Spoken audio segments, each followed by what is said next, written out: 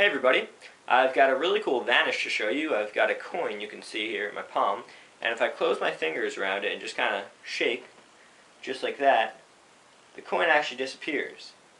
And you can see there's nothing on the back of my hand, and if I shake again, the coin will actually return into my palm.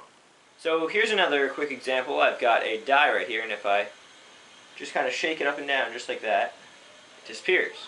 And to bring it back, all I have to do is shake it, and there it is. Alright, so for the tutorial, you are going to need, as well as a die and a quarter, you're also going to need things to make the gimmick. And that is the secret to this trick. There is a gimmick. As you can see on these gimmicks, I've got a piece of fishing line with a little loop at the end coming out of both of these. And I'll get into why and how you use this gimmick in a little bit, but first you have to make it. So I've got a coin here and a piece of fishing line. You want to get it about 5 inches, so just about that long. This is a little too long, but I'm using a rubber band just to demonstrate. So you tie off a knot big enough that it'll fit around your thumb, just like that, and then you want to have a piece that will go down to about midway down your palm. So then you're going to tape and glue the string to the quarter, and you can use a number of things for this. I'm using crazy glue, but you could use regular glue. You could use magician's wax or tape. So I'm just going to glue a little bit, and then I'm just going to put a thin piece of tape over. You don't want it to be too big, or the spectator will notice. So just put a thin piece of tape, just transparent tape. Okay, so just tape it over. A really thin piece, so it'll be harder to notice. It will still be a little obvious, so you just have to kind of conceal it, but just let that dry. Once it's really dry, you should have something like this. And this is not a rubber band, this is the actual fishing string, which you can use. And you could also use invisible thread if you want.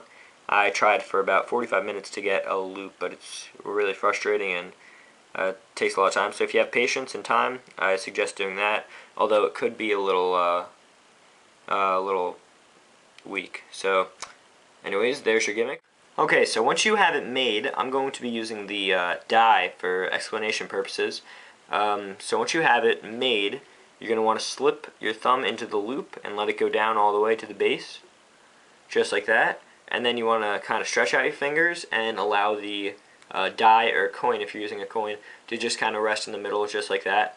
Very naturally try to move it and just see that it'll always go down, so it's not always connected to your palm. So once you have it like this, you're gonna practice this a lot, because it's hard to get the exact positioning right, because you have to be at just the right angle to actually fool the spectator.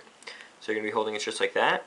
Now you're gonna practice without closing your palm, just kind of shaking up and down, and that's the motion that we use. So the actual secret behind this is you're just going to shake it until eventually the die actually falls behind. So you're just going to shake it with your fist closed, just like that, until it actually goes on the other side, and then you are left with an empty palm. Now to get it back, the way I do is I have my palm facing the spectator, and then I put these fingers down, making sure that they can't see the back of it, and while I have my fingers down, I slowly tilt until the die falls and is concealed by my fingers. Then I close my palm, I rotate, and I shake it again, and now it's back. And I kind of keep this rotating and moving at all times, so the spectator doesn't have a lot of time to see the gimmick, because if you just hold it still, there's a good chance that they will see it. Another good tip is that you want to make sure to do it in the right lighting with the right background, because it is kind of transparent string. Sometimes when you have like a plain background like this, solid green, it's easier to see in the light. So when you have that in mind, you kind of do it. Just kind of roll back and forth, go up to a spectator. When you're using a coin, it's a good idea to have a fake coin that you're going to use, or a real coin, but use it as a distraction, and then kind of pretend to slip it in, and then show the coin that's actually attached.